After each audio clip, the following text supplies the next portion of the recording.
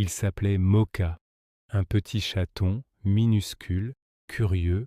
Pour lui, chaque jour était une promesse de jeux sans fin, de sieste au soleil et de bol toujours plein. Il s'étirait avec une grâce maladroite, sautait sur des ombres imaginaires et reniflait chaque recoin de son royaume avec l'innocence d'un roi bienveillant. Son monde était un cocon parfait, tissé d'amour et de sécurité. Mais ce matin-là, quelque chose d'inconnu l'appela. C'était la grande fenêtre, cette frontière transparente entre son cocon familier et l'immensité.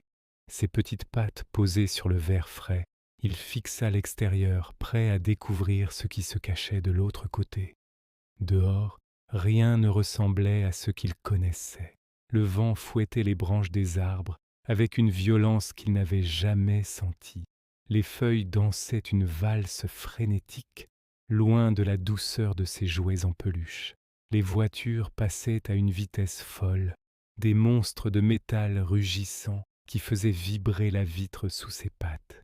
Plus loin, des oiseaux se disputaient une miette de pain comme si leur vie en dépendait, avec une férocité qui contrastait avec le calme de son foyer.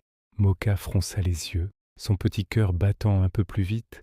C'était un monde bruyant, agité, presque effrayant. Un monde où la douceur n'avait pas sa place, une silhouette maigre, discrète, se faufilant entre les voitures garées. Un chat, mais pas comme lui. Un chat dont la fourrure semblait terne, dont la démarche était hésitante, pas nourri, pas protégé, pas caressé. Un chat qui avançait lentement, comme si chaque pas coûtait un souvenir, comme si chaque bruit était une menace potentielle. Le chat errant s'arrêta un instant, lança un regard inquiet autour de lui, puis continua son chemin solitaire. Moka, pour la première fois de sa petite vie, comprit quelque chose de fondamental. Il comprit que certains chats n'avaient pas son confort, pas son panier douillet, pas son bol rempli de croquettes délicieuses chaque matin.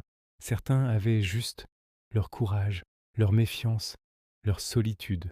Une vague d'émotions qu'il ne connaissait pas le submergea. Une tristesse douce, une forme d'empathie naissante. Le petit chaton leva une patte hésitante et toucha la vitre froide comme pour essayer d'atteindre cet autre lui-même, si proche et pourtant si loin. C'est à ce moment-là qu'une main chaude et familière se posa doucement sur son dos. C'était son humain, celui qui avait tout changé, celui qui l'avait choisi et lui avait offert cette vie. Le maître le prit délicatement dans ses bras, le serrant contre lui. Et dans cette chaleur rassurante, Moka réalisa qu'il avait une chance immense, une chance que tant d'autres, comme ce chat dans la rue, n'auront peut-être jamais. Un ronronnement profond et reconnaissant vibra dans sa petite poitrine. Alors, chaque jour, Moka retourna à la fenêtre, non plus par curiosité ou par peur, mais avec un petit souhait secret dans le cœur. Il regardait le monde extérieur, non plus comme une menace, mais comme un rappel de sa propre fortune. Il observait les passants, les autres animaux, et pensait à tous ces chats sans nom qui attendaient. Il espérait, avec toute la force de son petit être, que tous les chats dehors trouvent, un jour, une maison où l'on prononce leur nom avec amour. Une maison où une main douce viendrait apaiser leurs craintes. Un foyer où le ronronnement remplacerait la peur, parce que parfois, il suffit d'un regard à travers une fenêtre pour comprendre que la vie, dehors, n'est pas si simple, et qu'un geste, un seul geste d'adoption ou d'aide, peut absolument tout changer. Si cette histoire vous a touché, pensez aux milliers de Mokas qui attendent leur chance dans les refuges. Un partage, un don, ou même juste en parler autour de vous, peut faire une différence. Merci d'avoir regardé.